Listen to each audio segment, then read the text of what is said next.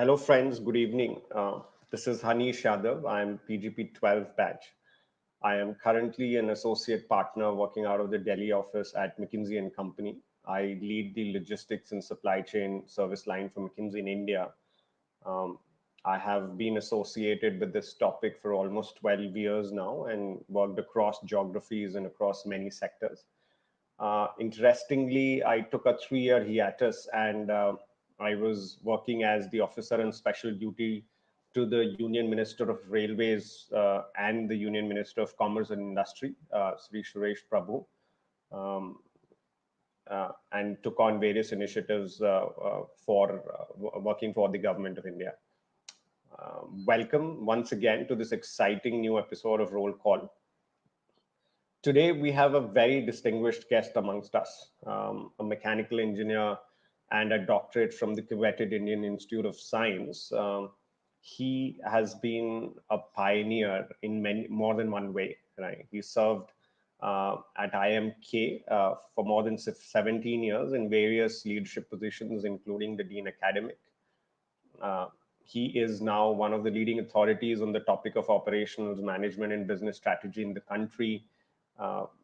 He has written and authored more than 30 research papers, presented more than 200 of them across the world in various seminars and conferences. He's added another feather to his cap, and he's now working as the CEO of the startup mission for the Kerala government. Ladies and gentlemen, please welcome Professor Saji Gopinath, who has kindly consented to join us for this episode. Good evening. Welcome, sir. How are you doing? Good. Thanks, Hanish. And nice to meet all of you back after so long. Yes, it's a pleasure to have you, sir. Before we start, right, the objective of this is to make it fun and interactive. There are two broad topics we would talk about. We will talk about today on this whole pandemic and its impact on supply chain. So we will take professors' views on how big is the impact, what should the companies be doing, how does the outlook look like from here. The second topic that we are going to talk about is also considering his deep expertise and mentorship to various startups. So we will talk about his role in startups, and especially in these crises, what can these startups think of doing and how can they pivot themselves to make them more relevant and meaningful. We will have this discussion for about 30 minutes, and then after that, would love to take questions on your behalf. I would ask them to Professor Gopinath. So for the next 15 minutes, we'll make it interactive. We will take your questions and ask. So that's the next 45 minutes look like. So let's get going, Professor. So, sir, before we start on the topic of supply chains, the first question that I would love to hear your views on, because of this pandemic, the supply chains have been hit the hardest, right? It's most uncertain. They have seen complete disruptions, and the disruption has come in a very short period of time. Now, what actions do you suggest companies can take to deal with these shocks in the short term, right? It is almost in the immediate term. We've almost 2-3 months of this crisis. What do you believe the company should be doing in the short term? Yeah, I think this is a time which is from a supply chain academic point of view is a time where a lot of work is happening. A lot of people are actually looking at, because at the end it's a black swan event, and you don't get such black swan events quite often. Now, having said that, in reality, like a practitioner like you will be having a bigger challenge when you are looking at the reality. So I think if you look at the start with the supply shock, I think with the China closing down sometime in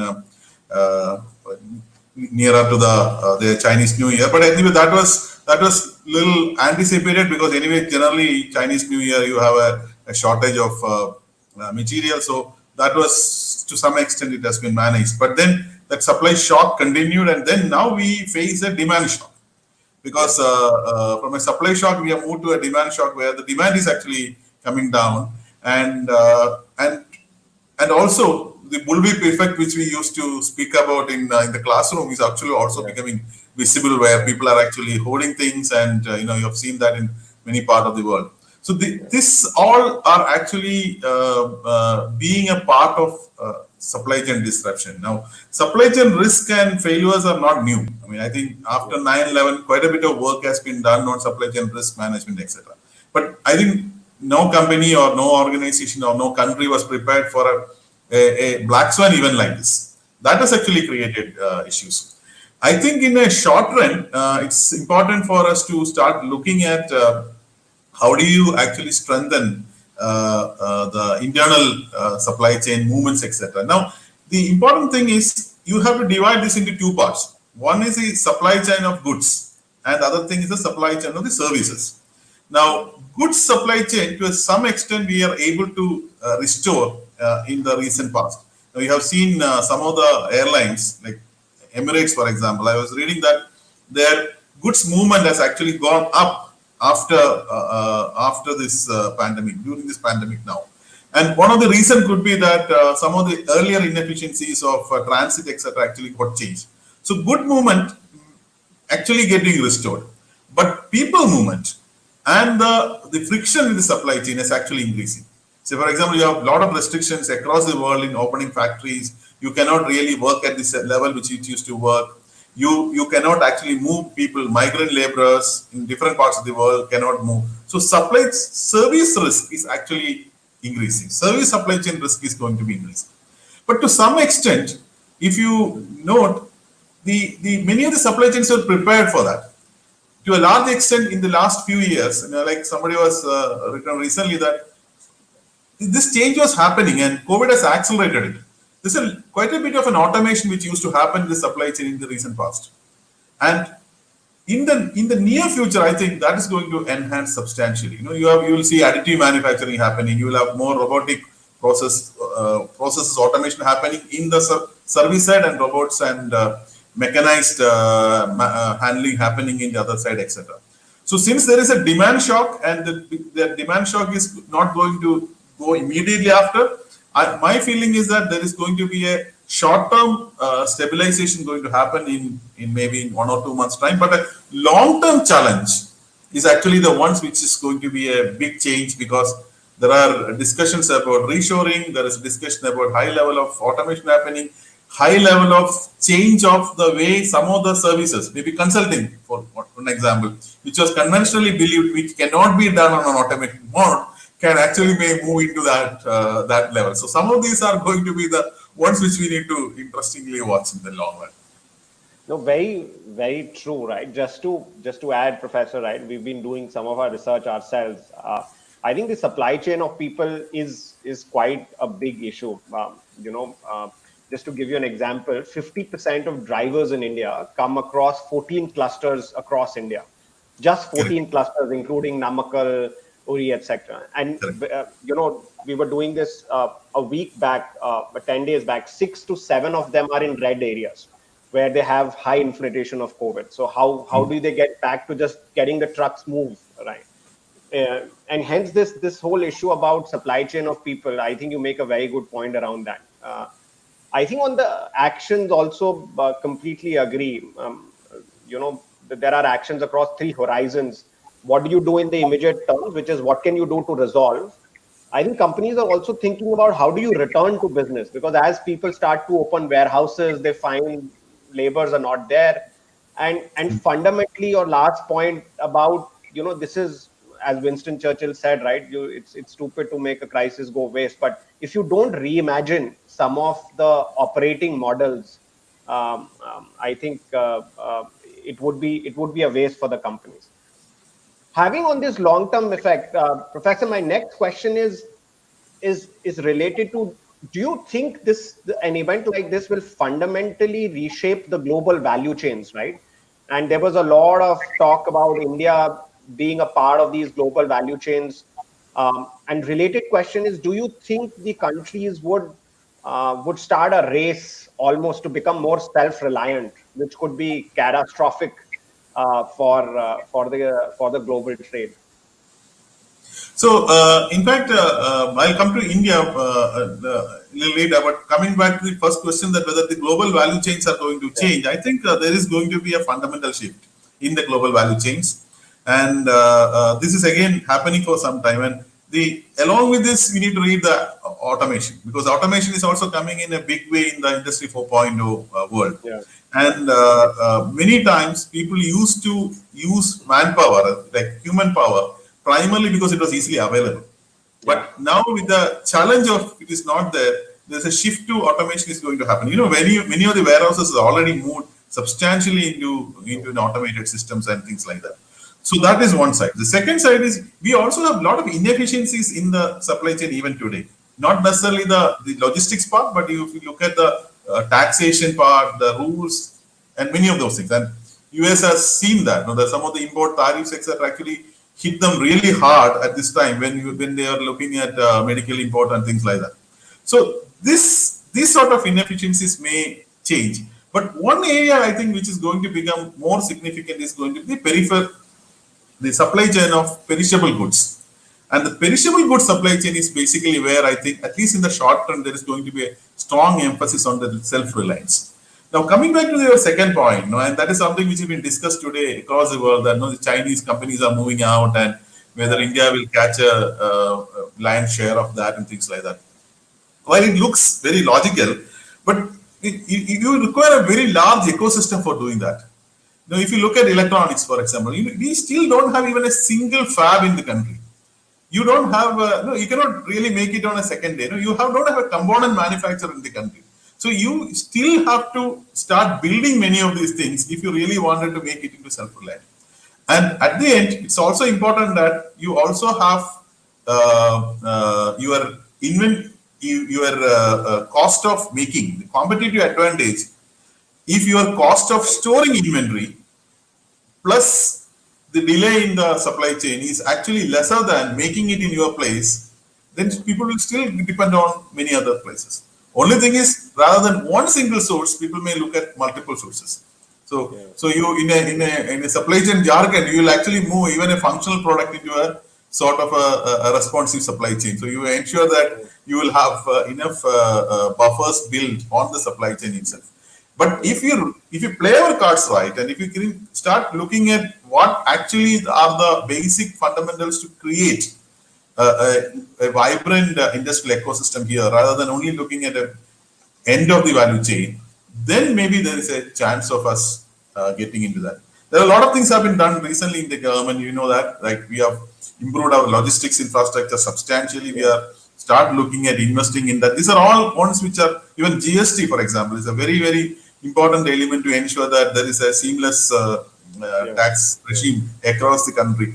All those things are the ones which may work favorably, but still we may have to go a long way to make sure that we be competitive to attract many of the companies who are coming out from China. I want to dig deeper here, Professor, because I was serving in the Ministry of Commerce and we struggled with this, right? We struggled with on how do you get foreign investments into India, right? And hence my next question is, considering at least there is a very active thought in many countries to move or de-risk themselves from China, like Japan has announced a $2.2 billion fund just to help companies get out of China, right?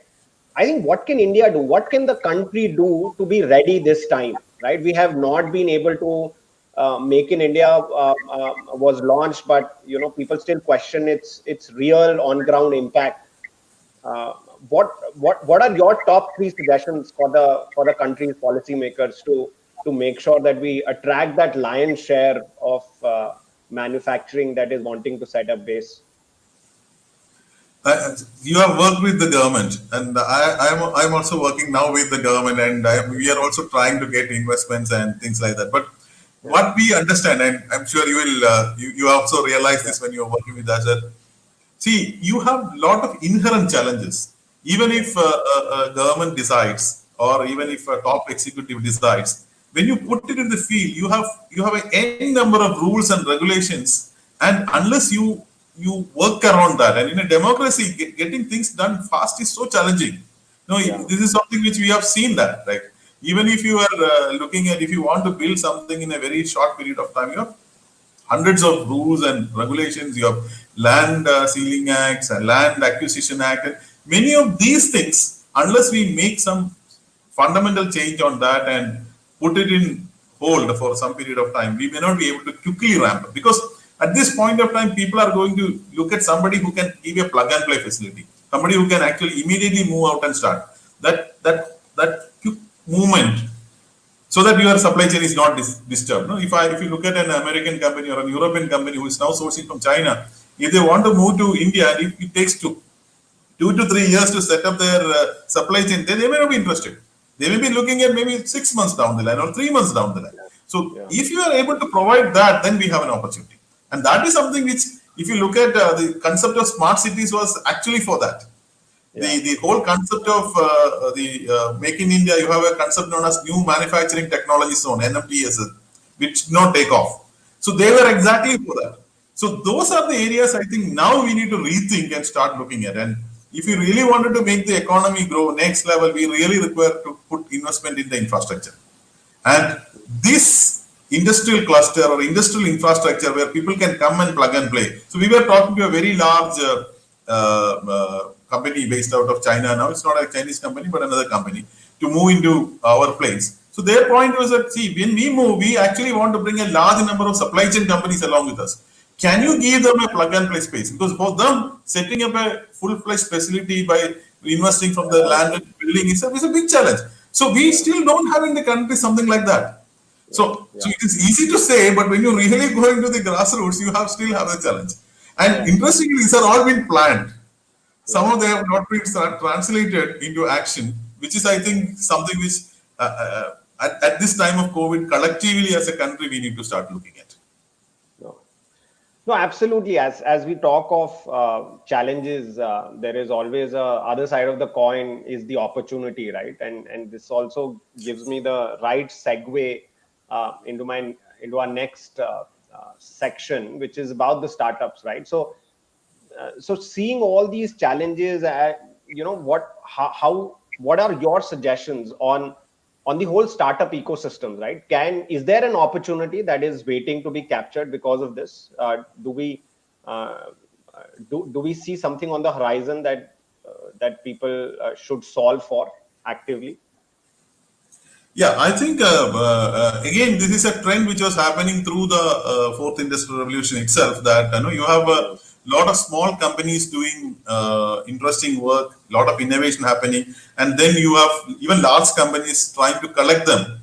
So there is a theory which says that there is an organizational dissolution happening in the fourth industrial revolution. You don't have very big organizations, but even big organization will be set of small organization coming together. This was something which has been propounded in the recent past. So that actually been seen even in this context. See, if you look at this platform which we use, or Zoom, which is becoming very popular, these are all platforms which have been generated by the startups, smaller companies. You have larger companies have got very sophisticated communication platforms, so people do not use them. The growth happened in smaller startup products as such. And the agility is a very, very key thing in this context. Sometime back, I think, I believe 2004 or 5, when after the supply chain risk, there was a AAA supply chain was been proposed in supply chain theory. And very, very key element of that is the agility.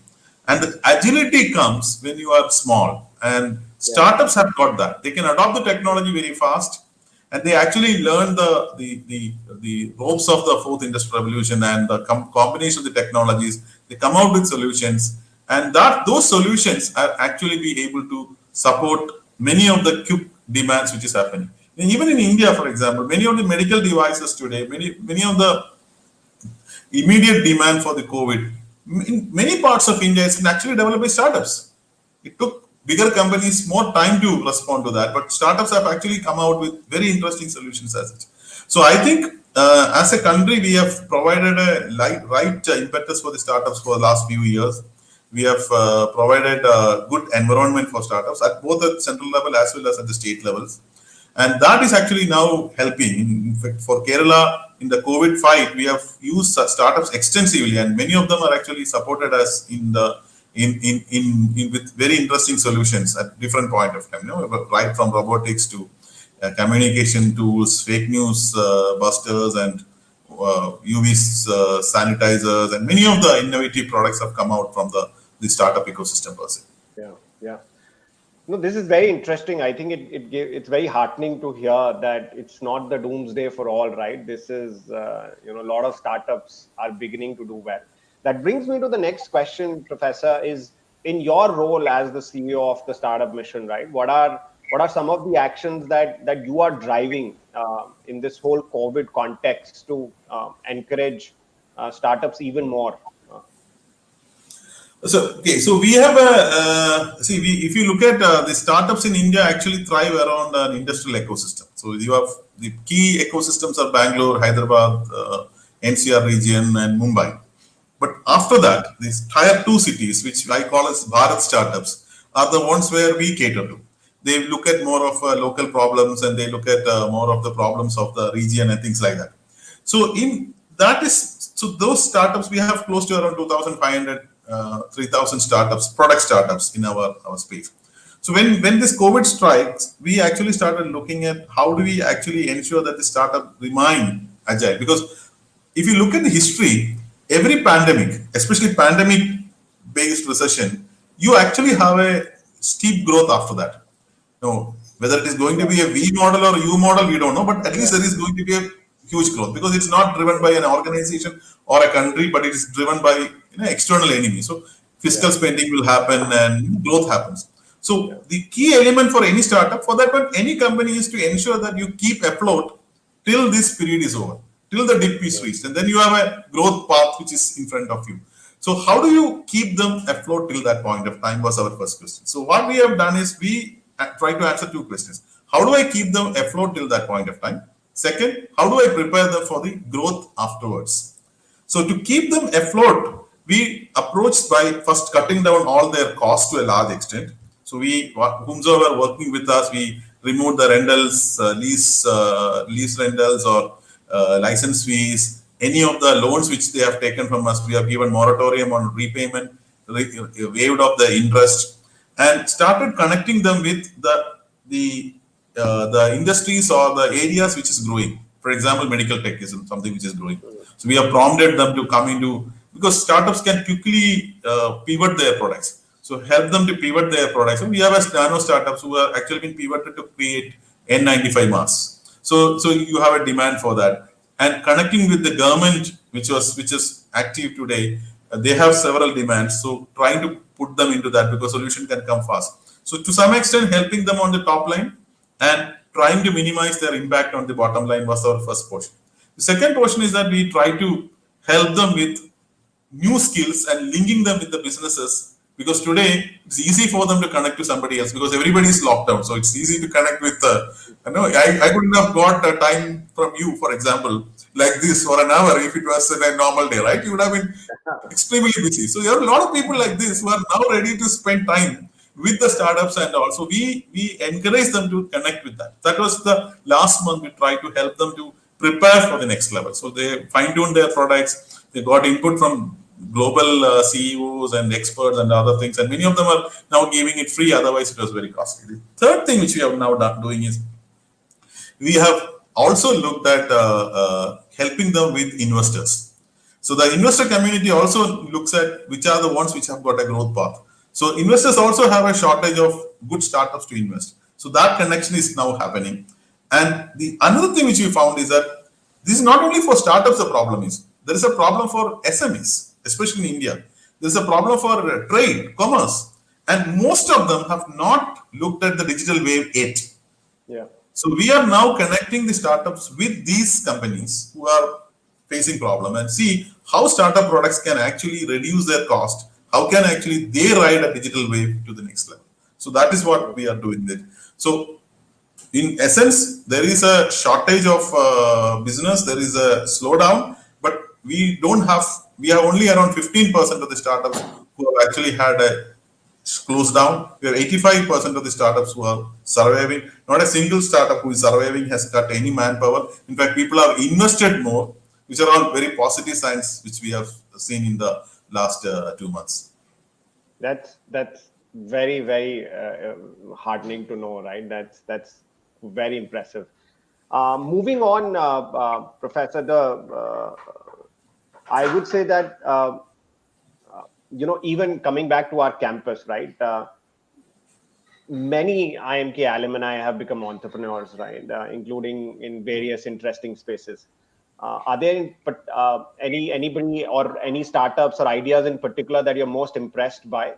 Which one of them are your favorites? So we have a lot of good startups, and many of them have actually worked on areas which are, say, for example, Ninja Cart is a classic example, right? Which actually worked on a problem which India is facing. And I think the growth of Ninja Cart is a classic example of how this is going to really help the farmers. Yes. And creating a right marketplace for the thing as it, because in the days to come, I think this startup like this are going to be very relevant assets. So even IIMK now have an entrepreneurial ecosystem called Live, which you may be knowing, which actually has come out with some interesting startups. We have a few of the startups working with us, and we also see that IIM Alumni has actually set up a small fund also, which is also very good, and started investing on these startups. So all these are actually very positive signs, and I always believe that I don't know whether you have taken Professor Handa's class, but people who have gone through Professor Handa's class in the early years of IIMK, invariably they will become entrepreneurs, and that is what we are seeing.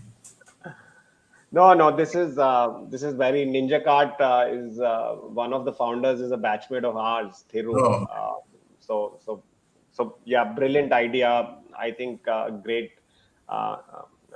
great example of creating both social and economic impact. So that's why very good.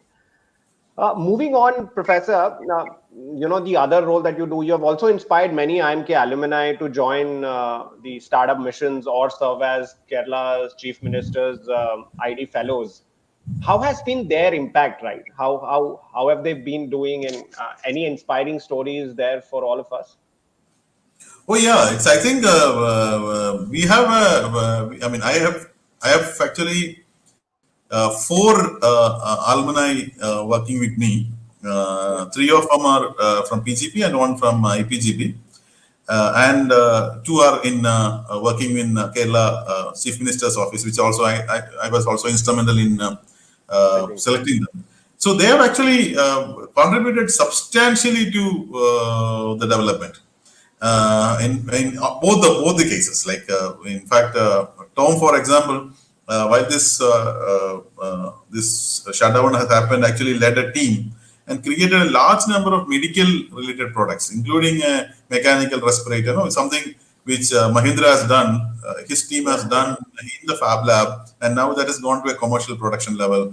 The Rohan is the one who actually drove the N95 mask project, because N95 mask was in short supply, and Kerala did not have even a single manufacturer of N95 mask.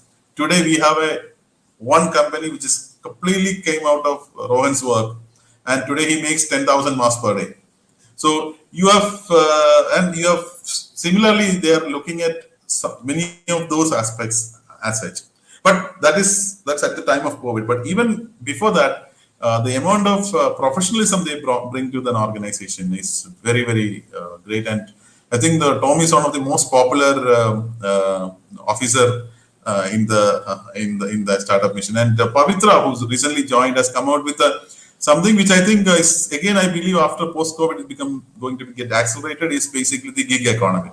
So she has come with the concept of how do we bring women through gig economy into the mainstream. So Kerala has got around 6.5 million women who are qualified but not employed or had taken a career break. So we are trying to bring them into the economy per se, which is a big task. So she's driving that.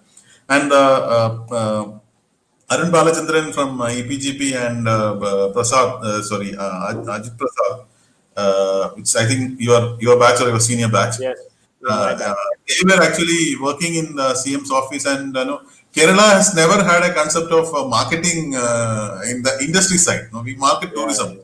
So they were the ones, actually they are business leaders for Kerala. Like they basically front face Kerala in with all business discussions, and quite a bit of things have been actually driven by them. So overall, I think the contribution IIMK alumni has directly given. When there's a lot of others have also given into this directly with the government was phenomenal, and I think it brought a very different level of professionalism into the government. Yeah. Good. Very, very interesting, Professor.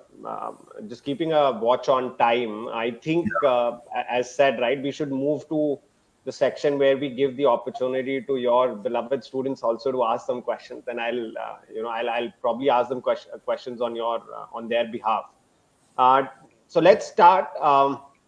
Shashank Singh is asking, Professor, having worked with the Kerala government, do you agree with the premise that passing more powers to states can help solve some of the structural issues, infra, etc.? Actually, if you look at the power to the state, Kerala is one state where we have very strongly implemented the three-tier government system. And one of the reasons why people speak about Kerala's example of how we fought COVID is primarily because of that. So we are our local self-government is very, very powerful. Now, I think what Shashank meant was sharing with from the central government to the state. Now, infrastructure today is being managed substantially by the central government, and there are rules which may not actually be amenable to common rules, which may not be amenable to every state. Because a thickly populated state like Kerala has got a challenge of very wide roads, but that may not be the case in some other part of the India. So, putting that, so such nuances of the thing is important for to be taken at the policy level, which actually can help infra development for sure. So, but then if you, it's also not only powers, it's also you require funding, you require investment. Those support also have to come along with that. Yeah, but true. I think the point is very well taken because each state has got its own constraints. A state like Goa has a very different constraint than what maybe Bihar or Telangana has. So that sort of a local nuances may have to be taken care of in the planning process. True. Very good.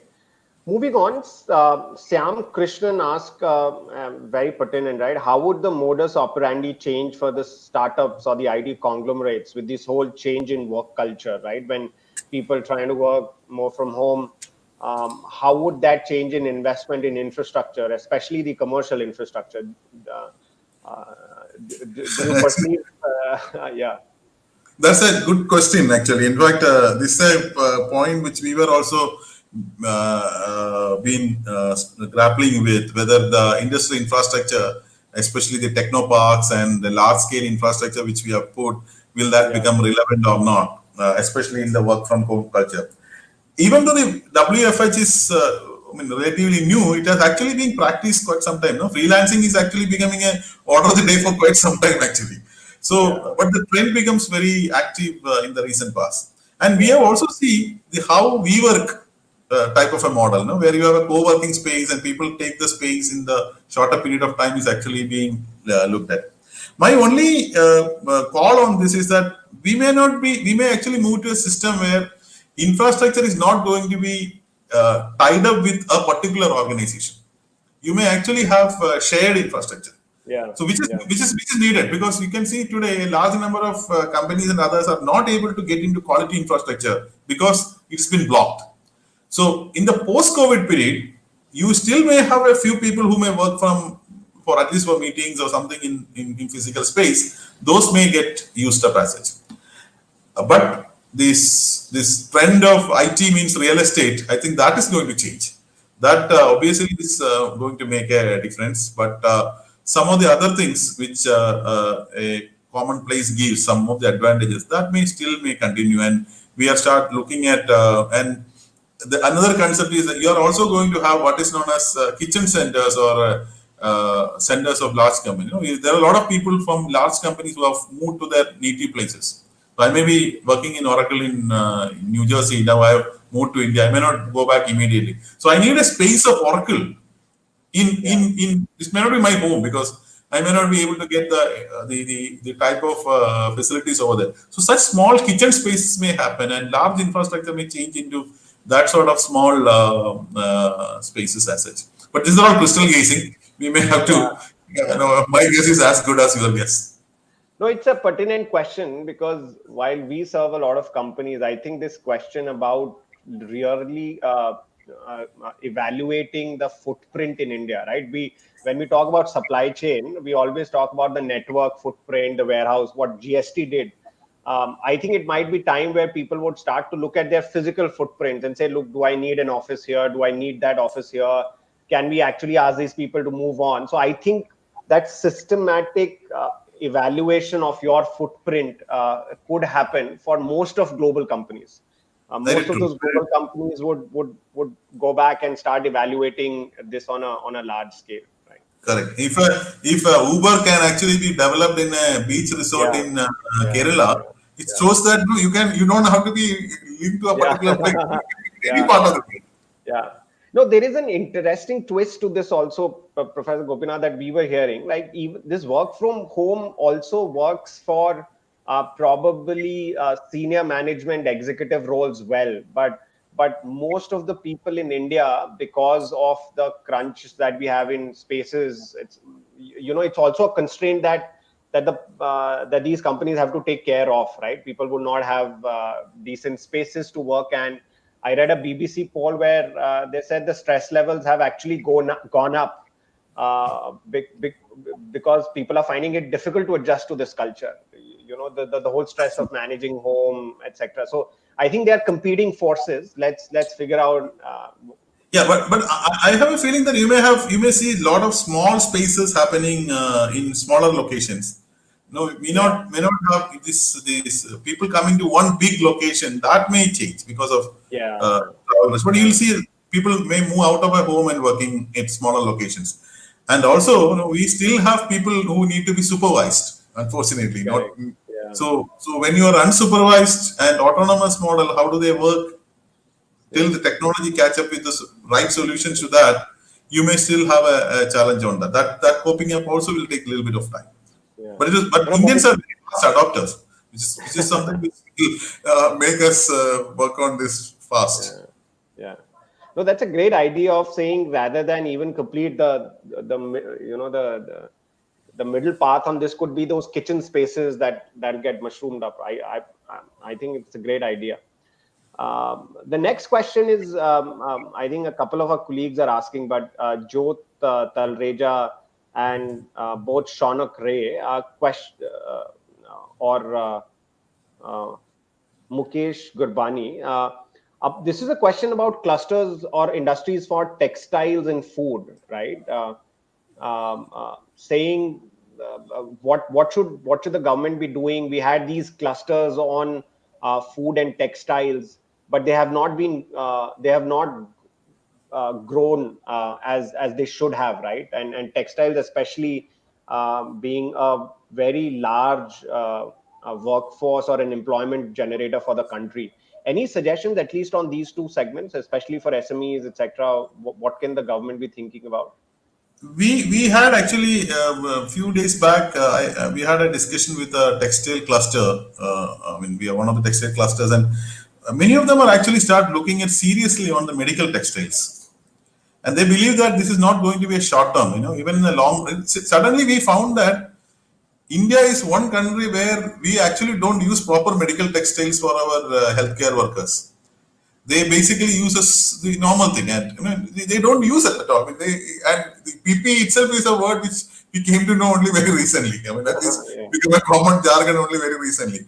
But medical textile is an area where many of these can actually be pivoted on, and people are actually start looking at. When Honorable Prime Minister was saying that when the COVID started 2 months back, India did not make even a single unit of personal protection equipment. Today we make 2 lakh per day. So that's a big change. And many of these are textile companies and who have got sophisticated facilities, etc. But having said that, this textile industry across the country has got different sets of challenges. You have very well developed clusters in some part, not so well developed clusters in other parts. People have got their own working capital challenges, etc. And this point that a large number of people have been employed both in the handloom and in the powerloom sector is also very important thing. But I think this is an area where we may score over the China, especially in this context, because there is a story going on that the Wuhan virus moved to Italy primarily through the textile supply chain, right? Yes, So, yes, so yes. some of these are actually can actually be a positive side for us, and we still have a competitive advantage in the textile space when some of the structural inefficiencies are going to get addressed. But food processing sector is something I believe is going to be a big boost because perishable items are the ones where the supply chains are going to be much shorter. There is going to be a high level of reshoring which is going to happen. And if you play on that sector well, incidentally, Indian food processing sector is one of the good sectors. It's not and you have very sophisticated players also in this space. So that is something which we can actually be a driver for change in the days to come. So see, textile may have to do a pivoting, but food is something which we may require, and this is going to be having there is prediction of another thing which is coming, right? The what do you call that? That small weed or something is I forgot the name, which actually going to destroy the crops, etc. So you have a challenge of the food wastage, which food is going to be a big thing. So that those of things, so that sector, I believe, is going to be a key element of the next. No, and especially both for, I think at least for food, right? Agri, even supply chain is a great enabler to that sector because agricultural logistics spend in India is about $60 billion out of a total market of $220 billion. $60 billion is only agriculture, and it's also the most fragmented sector in Yes, India. Right? It's that's correct. just because I'm talking even on the logistics side, right? Cold chains have not none of. In fact, it's very interesting to know that hardly any cold chain company in India makes money, right? Because they have not grown big. Correct. To give an interesting fact, when I was in railways, railways had like just 20 reefer vans. That's it. That was the total reefer vans capacity that they had at that point of time. So you're right. I think from a supply chain angle, also food processing as a sector can benefit a lot. Correct. And I think this point is valid because if you look at before the COVID, we were speaking about the 5 trillion economy. Now, of course, if you look at that, currently we were a 2.7 trillion economy also before the COVID, which means in 5 years, we need to develop double. And basic finance tells us that, which means we need to grow at 14% per annum, right? Because the rule of 72. Correct. And we are growing at 3% or 4%. So when you want to move from 4% to 14%, it can be done only if our rural agriculture sector is going into a huge leap. And that's basically where the food value chain have to be restructured. Because that's the only way we can actually make this 14% growth. 14% growth is, crazy growth It's actually. unheard of. Never in any economy the agriculture has grown at 14% in any country ever. Precisely. But the good part is if you can even make our agriculture grow 3 times what currently we are doing, we can actually reach closer to that because we have a large number there. And it also leads to rural spending, which actually trigger the economy further. So the focus on rural economy, which actually our budget had, in a bigger way to focus on the food is actually one of the areas which I think even in the post-COVID time, government have to focus on. No, just to like agricultural supply chain is a topic which is close to my heart also, right? Even if you look at exports, right? India being the amount of total area that gets sown in India, but it's so inefficient that our even agricultural exports are pittance, right? As compared to the total amount of import that even if you take any country like Europe has. So first of all, and we're not, Indians are not able to compete for a couple of reasons. First of all, I think the economics, but the secondly is is the awareness on standards, how to grow, to make sure that the food can be traced and the supply chain visibility can be created. If we are able to do that, then even the agri export sector has a lot to offer, right?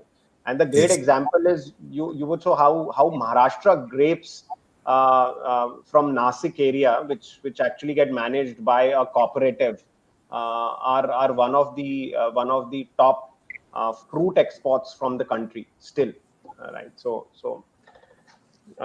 Hopefully this will change. Professor Saji, I think we should, all of our audience would love to also hear about IIMK. So I have a couple of questions which will probably take you back to the campus. Uh, uh, uh, Thinking back, Professor, which of your years, and you spent long 17 years, right? Which of your years or 1 year do you cherish most at IIMK, and if so, why? I mean, I think I was there almost from the start. If I remember, I think very first class of IMK, IIM Amritsar has been taken by me. That was in way back in '97. Of course, I did not join that day, but I came as a visiting faculty and took the very first class with some preparatory maths, Yeah, But then I joined in 2000. I think that was a year which was very close to me because see, you become you actually if you actually take a position, right? yeah, That's the year where you will become you will be more close to the batch and the biggest yeah, is the placement chair. So we had yeah, a 2000 is a 2001 I was the placement chair, and 2000 was a big change for IMK yeah, because we had a reasonably senior batch, people with average experience of 5 or 6 years at that point of time, and we had a phenomenally great placements, right? Because and it was the first time an IIM in the country was trying to take a senior batch. I mean, generally people take IIMs were taking people with very 1 or less than 1 year experience, and IIMK tried with a and that experiment really played very well. And that batch, I was, I think I was pretty close. I knew almost everybody by very closely. And maybe the first 10 batches, everybody I've taught because you teach operations or you teach yeah, OR, which is a core course. So you have. Then the next batch, I think, which was which the year which was interesting was the year of 2008-9, yeah. where I was a BGP chair, and we Yeah. have some very interesting and very challenging time. I don't know whether you did it from 2000. Yes, Uh, yes. We were there from 2008 to 10. We passed yeah, out in so 8 2010. to 9 was a year where we have a big challenge that you increase the fee for a Yeah, batch which is joined in the previous year. You cannot change yeah, the game in between. But and I think the yeah. batch responded extremely well. I mean, now when you look back, it's not great. But at that point of time, when suddenly you plan and suddenly in the middle you change it, you have a challenge. But then you have also other challenges. There are some other external challenges were also there. But that was also very interesting year. But I think at that point of time, maybe in my first stint, which was basically from 2000 to 2008, then I left in 2009. I left for TAPME. So the first 9 years, we were very small. We had close to only 25 faculty. We have a student group of less than 300. And when I came back, it was become a very, very big. We have 450 students, Yeah. and then I think now we have sort of stabilized in that. Wow. So then we start losing that one-on-one contact which you used to have when you were small. But I think as an institution, the initial years of an institution is always something which you cherish because Yeah. you also see how it grows in front of you. You see how people who have passed out actually go into the big places and making their mark. It's all very happy moments for us. Yes. No, of course, there must be. Last question from my side, Professor. I know we are running out of time, but I have to ask you this question, right? You've seen many academic institutions in your career, right? What makes IIMK special, or what about IIMK makes you so proud? So incidentally, I asked this question to one of the recruiter. I think if I remember, sometime in 2005 or six, I think it was Asian Paints, because Yeah, they actually used to come to our campus. yeah, So their answer was that we find a lot of grounded culture here. This was the answer. And I think that still remains. Like yeah. there's a different culture in IMK which was not there in many other institutions per I se. know. Yes. And I think we never had. I think even today, I don't think anybody who came to IMK in whatever capacity, as a recruiter or as a MDP participant or anybody feels that you are overpowering or they are being treated badly. So that culture is something which makes IMK very very different. I think this is something which started from the start, and I think that is in the DNA of the institute itself, which actually makes it a very nice and interesting place. Yeah. No, I completely agree with that. I think this whole humility, grounded culture is also something that we have felt, right? Both in faculty, colleagues, everywhere. Um, so that brings us to the end of this program. I would want to thank the audience for their patient hearing. I think we got a lot of questions. We couldn't ask all of them to you because of constraints of time. But thank you once again, Professor, for taking out time. It was really very, very knowledgeable, interesting. Thank you so much. Thank you very much, and Thank wish you. all of you a very safe stay and good health, and be back to the work with a lot of rigor in that very very soon back. Okay. Thank you so Thank you, much. Thanks. thank Thanks. you, Thanks. thank you.